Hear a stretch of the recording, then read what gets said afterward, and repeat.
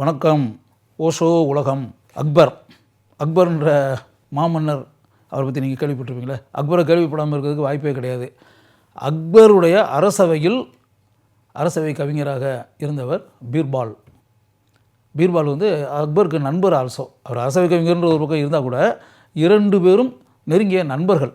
மனம் விட்டு தனியாக உட்காந்துருக்கும் போது 2 பேரும் மனம் விட்டு எது வேணாலும் பேசிக்கிறாங்க. அக்பர் எதை வேணாலும் மனம் திறந்து பீர்பால்கிட்ட சொல்லுவார். பீர்பால் அக்பர் சொல்கிறதெல்லாம் கேட்டுட்டு வேறு ஏதாவது ஆலோசனைகள் அப்படின்ற மாதிரி விஷயம் இருந்துச்சுன்னா பீர்பால் அக்பருக்கு மன்னருக்கே ஆலோசனைகள் கூறுவார். அந்தளவுக்கு மிகப்பெரிய அறிவாளி பீர்பால். ஒரு நாள் அக்பருடைய அரசவையில் ஒரு சம்பவம் நடந்தது. இதை ஓஷோ தான் எழுதிய புத்தகத்தில் எழுதியிருக்காரு. அந்த எழுதி நான் படித்த அந்த விஷயத்தை உங்கள்கிட்ட நான் சொல்கிறேன். ஒரு சுவாரஸ்யமான சம்பவம் அது. எப்படின்னா, அரசவை கவிஞராக இருக்கக்கூடிய பீர்பால் இருக்கார் இல்லையா. பீர்பால் ஒரு பக்கம் அரசவை கவிஞராக இருந்தால் கூட அங்கே பீர்பாலையும் சேர்த்து இன்னும் 8 கவிஞர்கள் அப்படின்ற மாதிரி நவரத்தினங்கள் அப்படின்னு பேர். அது அறிவாளிகள் 9 அறிவாளிகள் மொத்தம். அந்த 9 அறிவாளிகளை கொண்ட ஒரு குழு, அதுக்கு பேர் நவரத்தினங்கள் அப்படின்னு பேர். அக்பருடைய அரசவையில் அப்படியும் வச்சுருந்தார். பீர்பால் அதில் கிட்டத்தட்ட நம்பர் 1 அப்படின்ற மாதிரி வச்சுக்கோங்க. இப்போ பீர்பால் ஏதோ ஒன்று சட்டத்திற்கு எதிராக வயலேஷன் அப்படின்ற மாதிரி இருக்கு இல்லையா. ஒரு போக்குன்னு ஒன்று இருக்குது, ஒரு ரவுண்டு அப்படின்றது. அந்த ரவுண்டுன்றது ஒரு பக்கம், அந்த ரவுண்டுக்குள்ளேயே வட்டத்துக்குள்ளேயே இருந்து செயல்பட்டு அப்படின்றது ஒரு பக்கம் இருந்தால் கூட, இந்த வட்டத்தை தாண்டி கொஞ்சம் அப்படி மெதுவாக வெளியே போய் ஒரு காரியத்தை பீர்பால் ஏதோ ஒரு காரியத்தை செஞ்சுறாரு. அது அக்பருக்கு அந்த விஷயம் பிடிக்கல. அது அரசவை கவிஞராக இருந்துக்கிட்டு, நமக்கு வெரி குட் ஃப்ரெண்டாக இருந்துக்கிட்டு, நம்ம க்ளோஸான நெருங்கிய நண்பராக இருந்துக்கிட்டு பீர்பால் அந்த காரியத்தை செஞ்சுருக்கக்கூடாதே. பீர்பால் எப்படி அந்த காரியத்தை செய்யலாம் அப்படின்னு சொல்லி பீர்பால்கிட்ட சொன்னார். நீங்கள் எப்படி பீர்பால் அந்த காரியத்தை நீங்கள் செய்யலாமா? அப்படி செய்யக்கூடாதுல்ல. நீங்கள் அரசவை கவிஞர்ன்றது ஒன்று, என்னுடைய நெருங்கிய நண்பர்னு ஒன்று. நெருங்கிய நண்பராக இருக்கக்கூடிய நீங்களே அந்த காரியத்தில் நீங்கள் ஈடுபட்டீங்கன்னா எப்படி அந்த காரியத்தை நீங்கள் எப்படி செய்யலாம் அப்படின்ற மாதிரி எதை கேட்டார். 2 பேர் கிடையாது ஒரு சின்ன வாக்குவாதம் நடந்துச்சு. அதில் டக்குன்னு கோபப்பட்டு பீர்பாலை கண்டிக்கணும் அப்படின்னு நினச்சி இருக்கக்கூடிய அக்பர் பலர்னு ஒரு பீர்பாலை கன்னத்தில் ஒரு அறை கொடுத்துட்டார். பீர்பாலை அரைஞ்ச உடனே அந்த அரசவையில் இருக்கக்கூடிய மற்றவங்களாம் அப்படி அதிர்ச்சி அடைஞ்சிருப்பாங்களா, என்ன இது மன்னர் பீர்பாலையை அடிச்சு விட்டார். அக்பர் பீர்பாலை அடிச்சிட்டாரா? தன்னுடைய நெருங்கிய நண்பன் பீர்பாலை அடிச்சிருக்காரு அப்படின்னு உடனே எல்லோரும் விலை வளர்த்து போய் அப்படியே பார்த்துக்கிட்டே இருக்காங்க. உடனே தன் பக்கத்தில் நின்று ஒரு ஆள் பார்த்துக்கிட்டே இருக்கான் பீர்பால் உதவாங்கிறத. என்னையா அது, என்ன பக்கத்தில் நின்று அடி வாங்குறது? அக்பர் அடித்த உடனே மன்னர் அடிக்கிறாரு அப்படின்னா நான் அடி வாங்குறேன், ரைட் ஓகே. நீ என்ன அப்படியே வேடிக்கை பார்த்துக்கிட்டே இருக்க அப்படின்னு சொல்லிட்டு வேடிக்கை பார்த்துக்கிட்டே இருக்கேன்னு சொல்லிட்டு உடனே இவர் என்ன பண்ணார், பலர்னு அவனை ஒரு அடி கொடுத்தாரு. இவர் அந்த பக்கத்தில் இருக்கவனுக்கு ஒரு அடி கொடுத்தாரு. அவன் பக்கத்தில் இருக்கவனுக்கு அடிச்சுக்கிட்டான். அவன் இன்னொருத்தன் அடித்தான். இன்னொருத்தன் அடித்தான். அதை மாற்றி ஒவ்வொருத்தன் அடி வாங்கினா அடி வாங்கிட்டு அப்படி அமைதியாக இல்லை. அடுத்தடுத்த ஆளுக்கு அடி வாங்கி ஒரு ஸ்டேஜில் என்ன ஆகிடுதுன்னா, அந்த நகரத்தில் இருக்கக்கூடிய மனிதர்கள் எல்லாருமே அடி வாங்குறாங்க. ஒரு ஆள்கிட்ட அடி கொடுப்பது ஒரு ஆள், அடி வாங்குறது ஒருத்தன். அடி வாங்கினவன் இன்னொருத்தனை அடிக்கிறான். அந்த இன்னொருத்தன் அடித்தவன் மற்றவன் அடிக்கிறான்.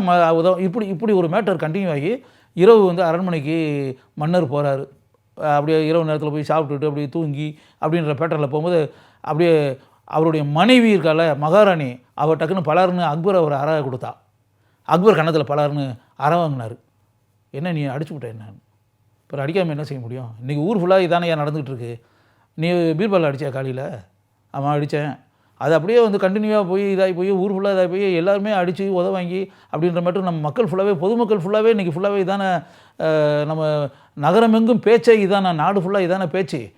எல்லாமே முடிஞ்சிருச்சு, எல்லாமே ரவுண்டுச்சு. இனிமேல் வாங்காத ஆளும் இல்லை, அதாவது அடிக்காத ஆளும் இல்லை, வாங்காத ஆளும் இல்லை.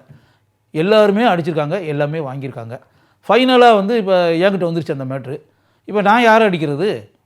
எல்லோரும் அடி வாங்கிட்டாங்க. நீ அடி வாங்க வேண்டிய ஆள் நீ ஒரு ஆள் தான்.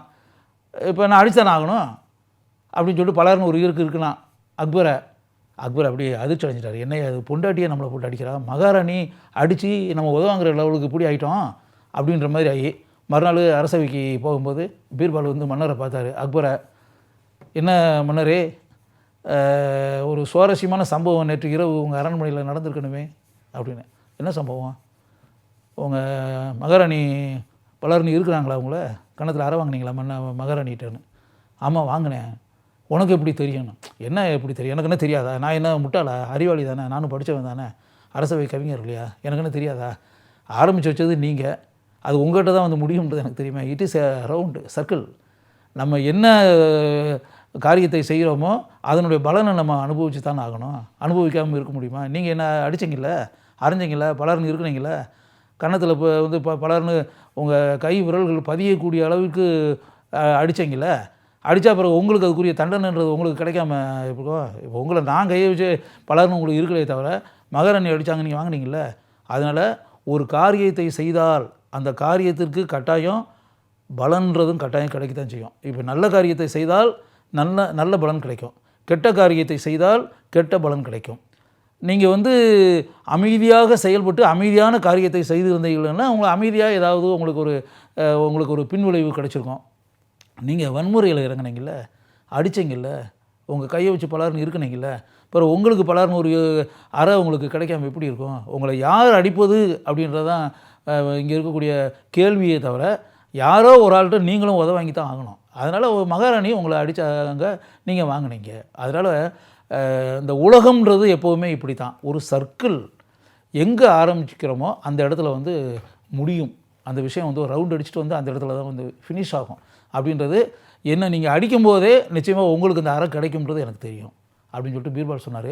அதை மாதிரி தான் இப்போ வாழ்க்கையில் for an action there is an equal and opposite reaction. யோசிச்சு பாருங்கள், இது வந்து பீர்பால் அக்பர் கதையில் நடந்த மேட்ரு. நம்ம சயின்ஸு அறிவியல் இதில் கண்டுபிடிச்சிருக்காங்க பாருங்கள். For an action there is an equal and opposite reaction அப்படின்றது யோசிச்சு பாருங்கள். இப்போ அறிவியலை படித்தவர்கள் அப்படின்னு பார்த்தா அதான உண்மை.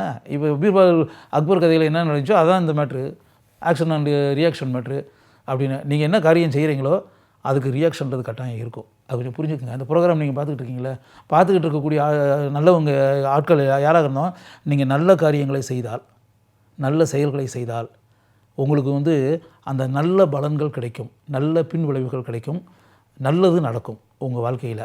நீங்கள் கெட்ட காரியங்களை செய்தால், மோசமான செயல்களை செய்தால், கீழ்த்தரமான செயல்களை செய்தால், கண்டிக்கக்கூடிய செயல்களை செய்தால், சட்டவிரோத செயல்களை செய்தால் நிச்சயமாக வந்து உங்களுக்கு பின்விளைவுன்னு இருக்குல்ல, அது வந்து நிச்சயமாக நல்ல பலன்கள் கிடைக்காது. உங்களுக்கு எப்படி நீங்கள் மோசமான பாதையில் இறங்கினீர்களோ, மோசமான எண்ணங்களுடன் செயல்பட்டீர்களோ, எப்படி அயோக்கியத்தனமான வழிகளில் நீங்கள் இறங்கினீர்களோ அதே மாதிரியான பின்விளைவுகள் தான் உங்களுக்கு டெஃபினட்டாக கிடைக்கும் அப்படின்றதான் உண்மை. அதனால் வந்து இந்த ப்ரோக்ராம் பார்த்துக்கிட்டு இருக்கக்கூடிய நீங்கள் எல்லாமே வந்து நல்ல காரியங்களை செய்யணும், நல்ல விஷயங்களை செய்யணும், நல்ல காரியங்களில் ஈடுபடணும், உன்னதமான காரியங்களை பண்ணணும், உயர்ந்த விஷயங்களை பண்ணணும், உயர்ந்த எண்ணங்களுடன் இருக்கணும், உன்னதமான செயல்களை மட்டுமே வாழ்க்கையில் செய்ய வேண்டும் அப்படின்ற மாதிரி நினைங்க. அப்படி நினச்சிங்கன்னா தான் உங்களுக்கு வாழ்க்கையில் நல்லது நடக்கும் அப்படின்றதான் உண்மை.